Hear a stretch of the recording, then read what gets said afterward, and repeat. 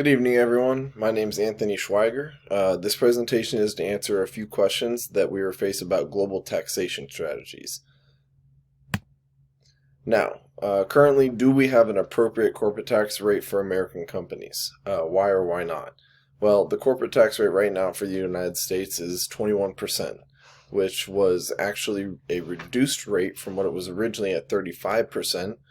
This was after the 2017 Tax Cuts and Jobs Act. This still, however, does leave the U.S. in contention for one of the highest corporate tax rates around the world. Is this appropriate? Personally, I believe no. This is a step in the right direction from what it used to be, but with the higher tax rates, it is still encouraging U.S. companies to take their entities and their profits abroad. This is still encouraging the overall profit sharing issue.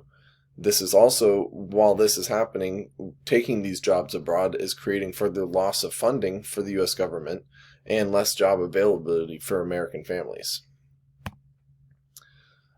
Thinking globally, what would be the implications for the U.S. economy, multinationals, consumers, the average American family if we lower the corporate tax rate and make it closer to that of Ireland's? Well, Ireland's tax rate right now is about 12.5%. If we were to go down lower to that, it would definitely decrease the tax funding to the U.S. government. They would take a serious hit. However, it would boost our economy. It would encourage foreign and domestic investment within the U.S. It would discourage this whole profit sharing issue that we are facing. It would cause an influx of jobs, and this would create higher wages for American families, not to mention the increase in capital stock that would come from this. Next, we will look at what would happen to all the same individuals if we were to increase the current corporate tax rate. Increasing the tax rate would definitely bring in more funding to the government, and actually this would more so be beneficial to the larger corporations. These corporations and multinationals that rely on the government benefits like roads, airports, and ports, things like this, to transport all of their goods and services to where they need to be sold.